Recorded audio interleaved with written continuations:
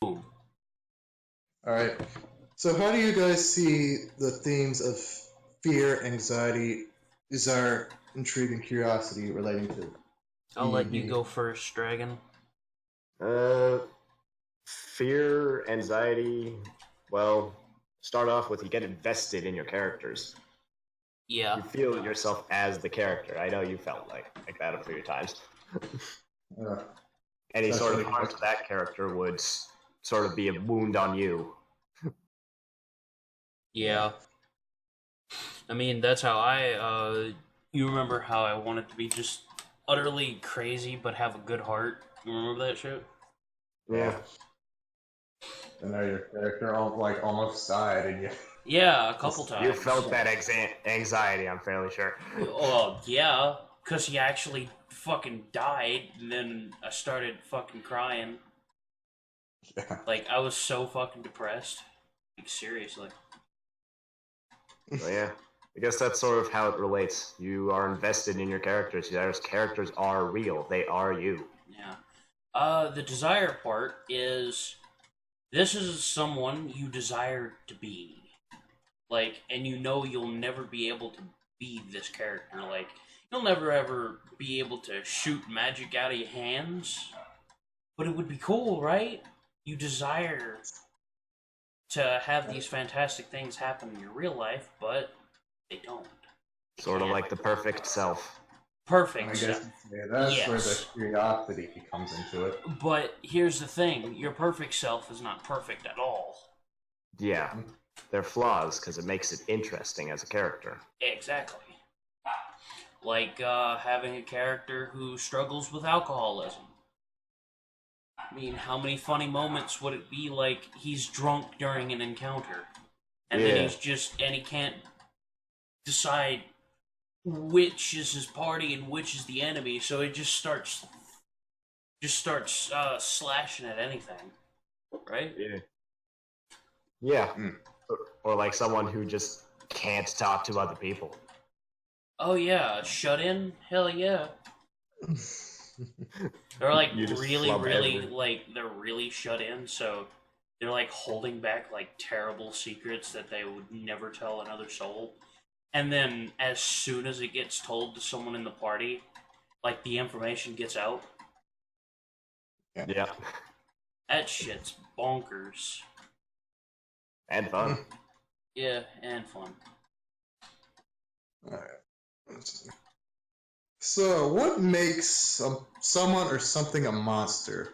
And do we Their beliefs and actions, I feel. Ooh, I feel it's their lack of inhibitions. Ability to act without consequence. Yeah. Without retribution. Well, no, not retribution. Yeah, if you're a person living without consequence, Without conscience. without conscience, And basically you're going around doing whatever your mind tells you then at that moment because you're in control. whatever is best for you and you alone. Yeah, exactly. Like you start thinking about like you especially like you want $20, there's a guy walking past you with $20. A rational thinking person would say, "Man, I wish I had $20." And not shake him 50 times and take those $20. Exactly, because a rational thinking person Has And- inhibitions. has a conscience as well. All right. So, do we all have the capacity to act like a monster? Speaking of rational people, can a rational person be a monster? Yeah, a rational person can be a monster. It's just I'd say it depends on the circumstance. We all have the Exactly, capacity, like, definitely. Well, except for vegetables, but yeah. yeah. I mean, yeah, I it don't all know, deals man. with It's pretty. they don't have the ability to. yeah, it's like all within the. It's more or less what situation have they been put into. You find out what the situation was, then you can find out why they're being a monster. Like Oh, Sally Sue over there killed 20 people yesterday. Oh, but she was such a nice girl when she was younger. Well, what happened in the span of her becoming an adult and when she was younger? Did that change happen where now Sally Mae will start axing people if they look at her wrong? Or it could be that she's just in the army. That's just her job. Like her actions are Like, that of I'm a not monster, talking but- about, like, that kind of killing. I'm talking about killing of innocent people.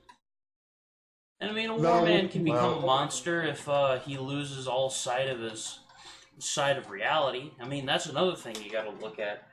If you lose your sense of reality, you could potentially become a monster. Like, it's like completely possible. That's Like, but in terms of D&D, like there is no sense of reality, so you can just be a monster if you want.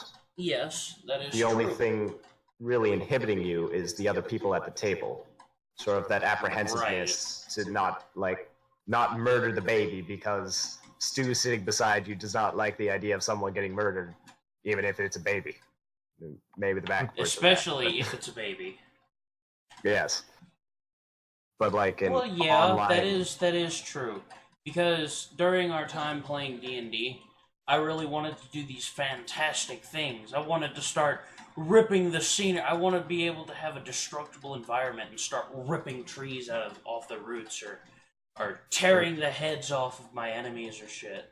But I never really get that chance because, well, I'm playing with you guys, and sometimes you'll want to move along with some stuff, or the rolls aren't doing very good that day, or it's a multitude of things. I guess that's another thing about desiring to do fantastic things, ripping some raider's head off and then I don't know, selling it to someone.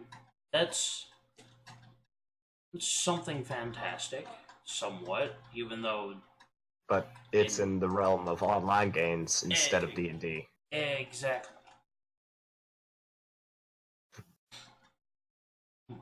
Yeah. So if you guys have any like closings, I think that's good for the most part. If you want to talk about anything else before we end it. I don't know. Well, I guess my closing for this whole thing would be like, being a monster doesn't necessarily mean you're crazy, but You'd have to be crazy to be a monster. you'd have to be crazy to be a monster, because that's like no way to truly live a life, really. Just be looked at and seen as some animal or monster that doesn't care for anyone but himself or him or herself. I mean, it's a pretty short way to live a life. Yeah, it's a very short way to live a life, but it's just not a true way to live a life. Like, rational You have thinking people. There's no real aspirations in there. Exactly. They don't aspire to be anything. They're just out for being a monster at that point. Now, there are some, like.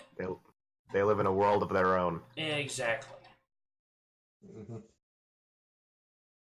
All in a pretty little world of their own. And I mean, that's what D&D is. It's its own little world. But being able to pull yourself out of that little world back into reality is like the true virtue factor there.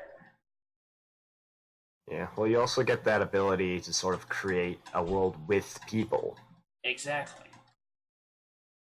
which does create conflicts of ideal and such, but you also have that sort of reality, that sense. Yeah, it feels like it could be real. How about that? Yeah. Yeah. Agreed. And the real possibility of becoming a monster is quite high. Yeah. Yeah. All right. I think that's good if you want to end it there. I'm good with that. Alright, Well, 3, 2, Are 1. you good with that? This is the ending of the project. If you do not cut this out, you will be lost to time.